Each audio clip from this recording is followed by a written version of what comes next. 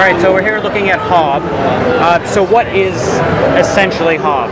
HoB is an adventure puzzle platformer game. It's inspired by Zelda, Journey, Ico, Shadow of the Colossus. It's our third title. We made Torchlight 2, and then decided to pursue other inspirations and other games that we really enjoyed talking about and playing in the office. Nice. I've been actually a huge fan of Torchlight. I haven't played Torchlight 2 because I had Torchlight 1 on the Xbox 360. Did you guys have any plans of putting Torchlight 2 on? No. No? Sad face for me. So much work. Oh, I don't doubt it at all. So with HoB, what is essentially the story, like the main narrative to HoB? There actually is a really big story, but it's something that you learn as you play, because it has like I think a really satisfying ending, but it's something that we want people to play and have it revealed.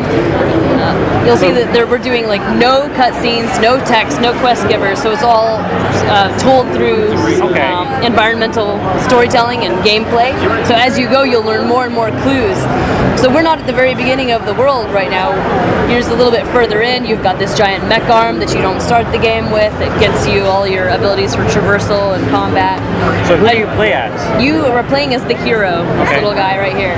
And you wake up on this world covered in ruins, right? It's kind of like, where is the civilization? Is this world abandoned? Why can you affect the world? Like, you're able to turn systems back on, bring electricity to areas, bring water to areas. But why are you all alone? And that's the secret that is answered, like, the deeper you play. Nice. So HoB is like the world, or is it just like the natural name of the game? It's just the name of the game. Just the name of the game? All right. So with like the art style being really, really nice, like vibrant, colorful, are there a lot of like darker areas in the game? Like what kind of environments are we looking at? We're looking at a lot of different ones. So actually we're showing two demos in this here at PAX. So this one is like the forest overworld. It's definitely more, you will be able to completely raise and shift huge sections of the world, kind of like moving tectonic plates. And when they interlock, it'll form this contiguous overworld that you can run all around. But every zone is different, like, and every zone also has a very deep dungeon that's also different underneath it, and where you're fixing the mechanical underpinnings of the world that affect kind of like the organic overlay. So you'll see this is pretty like charming and lush and organic, but the electrical area is very stark and very real electrical, and even the overworld is very different looking, more intense than this kind of a more familiar pastoral. Nice. We also have water areas and a bunch of other things that we haven't shown yet. The dungeons, are they like areas that you'll go into though, or are they just like you'll just stumble them into like in the environment? Like, are they something like you go in, there's like a loading zone and then you awaken the dungeon, or is it just something you just kind of naturally walk into? I believe most of there's two. I feel like there's two answers there. One is everything is gated by puzzles, right? So it's like rewarding exploration and trying things and getting to places you didn't think that you were able to get to, and that's how you'll get into all the areas. So there won't be too much just walking in. But we do have a second part of your question is like loading screens, and everything in the overworld is streaming, so it's just streaming in. When you do go into some of these dungeons, where the goal isn't necessarily like clear the dungeon and kill the boss, it's more like what's in here. Like in the electrical world, you're turning on a giant generator that'll let you bring power to other areas of the world, and those do have some loading in them to get into them as separate playable areas. So I see the character is like almost like attacking there. So what are we looking at for combat? We definitely have combat. Obviously it's not a hack and slash, but there's definitely, this world is alive.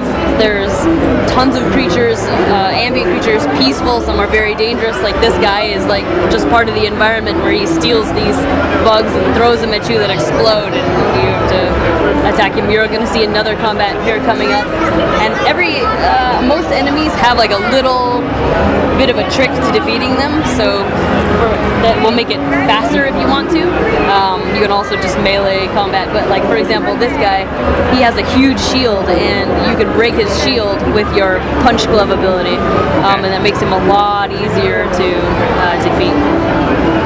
Now you're saying like there's no like quests or like quest givers and stuff. It's all like explorative. It's the world. I mean, honestly, you're if there is a quest, it's like your overall quest is to restore the world to a working order, and as you do, understand why you were there alone and what happened to the missing civilization. Is there any like sort of like dialogue or any other type of none? There's So no it's voice acting, there's no text. We wanted to make a game that was super immersive, and just experiencing it and trying things and rewarding people for going off the beaten path. What kind of overall systems are like based in the game? Like, is there any type of like item resourcing or anything like that? No, it's definitely not that much of an RPG like we've made in the past. It's much more a lot of platforming, a lot of solving puzzles, a lot of finding those world pieces that allow you to bring the world together. You do have the glove ability, which you'll gain more abilities for. You have several, so he's got the punch, and the electrical one you'll see he gets a warp, and you're able to warp through electricity and also get around in other ways. There's also a mag glove. It's kind of like a grapple hook, but with magnets. But all those things, they definitely show up in combat, but the number one thing is you get around the world in more fun and interesting ways, and you'll be able to see, like, there's even points here in the forest that you can see there's grapple points, but you don't have the ability yet. So when you get it, you'll come back and you'll see a completely different side of forest than you saw the first time. Okay. So with getting all the different abilities for the glove, are there like upgrade systems or anything like that, or is it just like this button is for like this glove, this button's for like that glove? There's upgrades in the sense that you have to find them and earn them, but it's not like a skill tree. As you can see, we have almost no UI. Yeah, it's just really clean. Trying to focus, much more on the experience.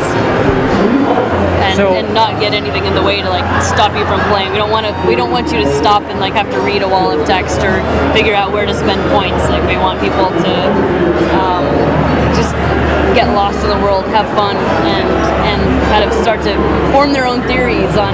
We had a guy come in who said, I don't know if I'm actually helping the world or if I might be hurting it, and that was really great to hear, because that's the sort of these are the sort of the questions that we want people to come up and even talk about once the game is done, and once they find out what the reveal is at the end, to kind of talk about what they would do differently or how they felt about it all.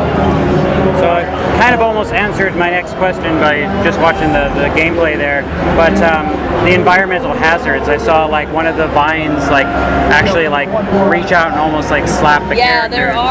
There's definitely, so there's dangerous things in the world. There are those vines you cannot attack, and they can attack you. There's also obviously guys like this one you're fighting here who are hostile. And then there's also another, there is a rogue life that we're not seeing here, but that is also sort of like a sentient infection that's creeping across the world, and it's sort of like a race between defeat it and you, of like who is going to be able to save the world. So it's going to be available for PC and PS4. Did you guys have any type of release date? Not yet. Nothing yet? Are you guys planning any type of like open or closed betas? No betas are planned. Nothing for it at all? Yeah. Well, the game is really, because of the mystery that we're working really hard to preserve. When you play it all the way through, you'll get the whole story, right? Yeah. You understand exactly why you woke up alone, why you get the glove, why you can affect and change the world, why you seem to be completely alone, why the world seems to be abandoned and empty, and yet alive and populated by other creatures. So because of that, it's a little bit tricky to get players too far, and we want them to be able to sit down and have a great time with it and play all the way through and come to their own conclusions. Now the character has like the red hood and the glove. Are there going to be like any other like looks or like skins or anything that we could be looking forward to? Or no, I mean like Link or like the character in Journey. This is our character. This is our hero. Well, it looks really cool. This is your hero. I really, really like the art style to it. It's Thank you. really, really good. Like, I've been a huge fan of you guys with doing like Torchlight, so it's good seeing like Thank you. kind of like a good studio kind of branch out and try different things as well. Yeah, I mean, we definitely, these are we were following inspirations when we made Torchlight and Torchlight 2, and now we're following other inspirations that we have. But I think, like any gamer, we like playing a variety of things, and this was something that was really appealing and satisfying to us. Well, it definitely looks good. Thank you so much. Yeah.